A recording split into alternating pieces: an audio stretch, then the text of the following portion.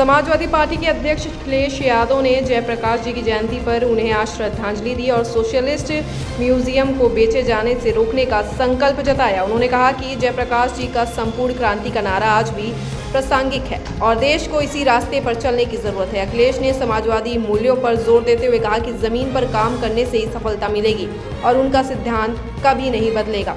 अखिलेश ने सरकार की नीतियों पर सवाल उठाते हुए कहा कि तालिबान के मंत्री हमारे फॉरेन मिनिस्टर का स्वागत कर रहे हैं और मुख्यमंत्री उनकी बात कर रहे हैं। उन्होंने बिहार चुनाव में भाग लेने का भी संकेत दिया। महिलाओं को बराबर का अधिकार मिलने पर बल देते हुए कहा कि बिना महिलाओं के समाज खुशहाल नहीं हो सकता। उन्होंने कहा कि भारतीय जनता पार्टी के लोग पीडीएस से घबराए हुए हैं और जातीय समीकरणों का खेल खेल रहे हैं, जिसे हारने पर हाईकोर्ट का रुख कर रहे हैं। अखिलेश ने यह भी आरोप लगाया कि सरकार और अधिकारी मिलकर उनके कार्यक्रम का प्रचार कर रहे हैं।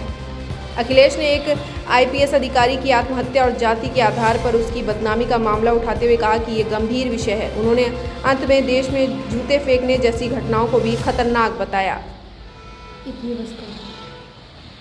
इमोशनल है जो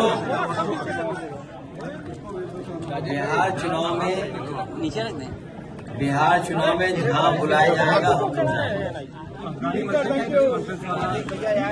महिलाओं को बराबर का अधिकार मिलेगा। महिलाओं की शिक्षा को लेकर के हमेशा कदम उठाना चाहिए। आधी आबादी के बिना कोई भी समाज खुशहाल नहीं हो सकता। लेकिन प्रेस कॉन्फ्रेंस में महिला पत्रकारों को न बुलाने पर अब कांग्रेस सवाल। भारतीय जनता पार्टी ने तो आरक्षण ही नहीं लागू किया है। ये भारतीय जनता पार्टी के लोग तो आरक्षण लागू करना चाहते थे, लेकिन अभी भी आरक्षण लागू नहीं हुआ। अगर आरक्षण लागू हो जाए तो ऐसी समस्याओं का समाधान अपने आप महिलाएं कर लेंगी। और सरकार से पूछा भी है कि आप अभी वैवाहिक कार्रवाई क्यों नहीं कर रहे हैं? जाति आधारित राजनीतिक दलों शक्ति के समय हर जगह हो रही है। मैंने सुना है ये जो हमारे पत्रकार साथी पूछ रहे हैं, ये पीडीए से घबराए हुए लोग हैं। भारतीय जनता पार्टी के लोग पीडीए से घबराए हुए लोग हैं।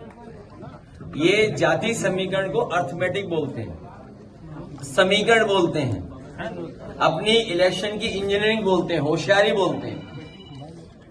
और जब उसी से हारने लगते हैं तो ये हाईकोर्ट भागते हैं, हाईकोर्ट का सहारा लेते हैं।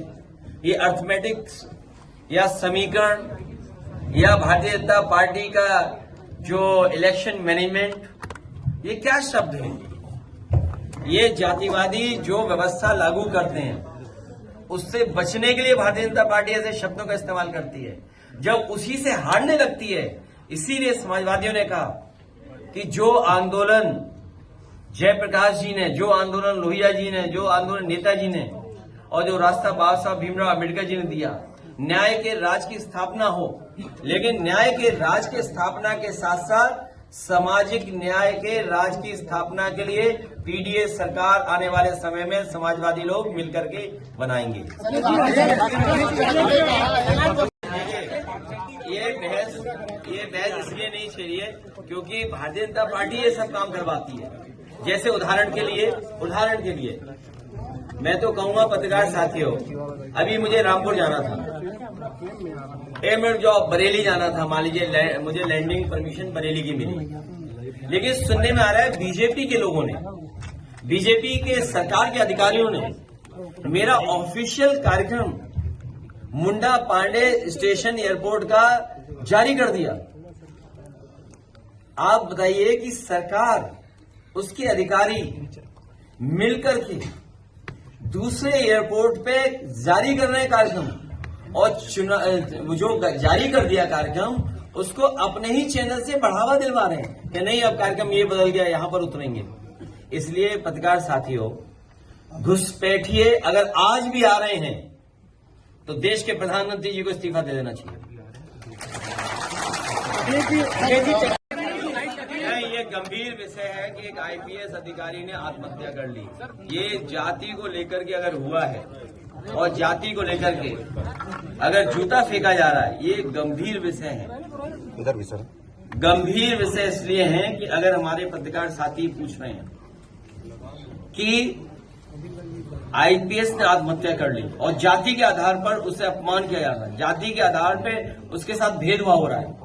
अगर आईपीएस के साथ इतना भेदभाव हो रहा है, और फिर एक चीफ जस्टिस के ऊपर जूता फेंकना, और जिस व्यक्ति ने जूता फेंका वो ये कह रहा हो कि मैं गोल्ड मेडलिस्ट हूं, इससे खराब बात और देश के लिए क्या हो सकती है। धीरे धीरे सभी इंस्टीट्यूशंस को ये सरकार बर्बाद कर रही है और किसी को भी न्याय नहीं मिल रहा। आप सोचिए, एक वाल्मीकि नौजवान के साथ आरोप चोरी का लगा करके किस तरीके से पीटा गया, किस तरीके से जान ले ली गई, और ये पहली घटना यूपी में नहीं हुई है, पहले भी हुई है।